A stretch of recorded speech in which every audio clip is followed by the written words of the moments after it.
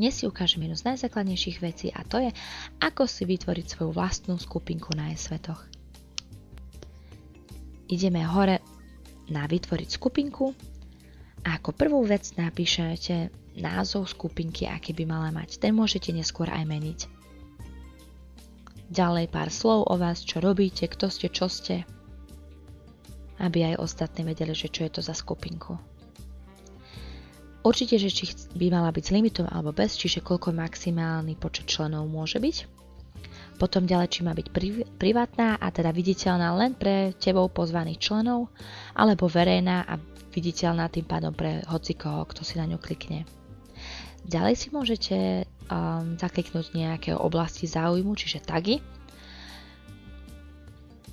Zakliknete si a dole môžete do políčka napísať, čo konkrétne vás toho zaujíma. Čiže dajme tomu šport a zaujíma ma bližšie hiking, cyklotúry a dám vytvoriť teraz.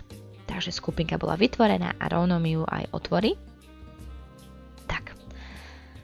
Tu sa mi hneď ukáže aj jej profil, ktorý si môžem zmeniť. Takže kliknem na avatára, respektíve na logo skupinky a môžem si z počítača vybrať, akú fotku tam chcem mať.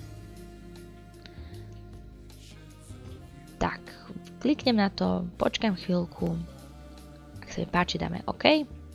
Potom môžem ísť na upraviť profil, kde môžem spätne znova všetko zmeniť. Kedykoľvek to môžete obohatiť, zmeniť.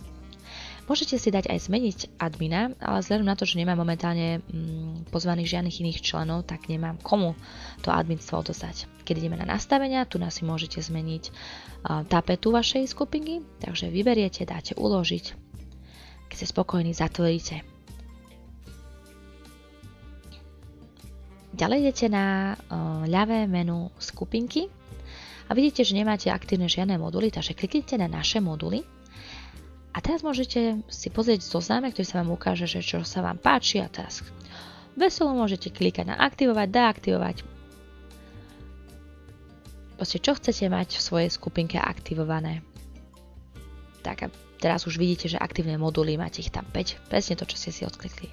Ďalej treba ísť na poslať pozvánku, aby ste pozvali si členov do skupinky. Takže dole môžete napísať ich e-mailové adresy, jednotlivo oddelené čiarkou, dáte pridať a ono to pošle pozvánku na ich e-mail. Takže dáte OK. Prípadne, ak sú už členmi e-svetov, môžete si ich dať vyhľadávať. Takže napíšete a dáte vyhľadať. Kliknete na toho, ktorého chcete pozvať. Dole sa vám ukáže jeho e-mail.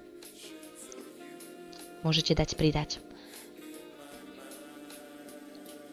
Odkliknete, že OK a pozrite sa na skupinové pozvánky, ktoré ste poslali. Keď ste spokojní, dáte zatvoriť. No a týmto ste už vytvorili prvú funkčnú skupinku.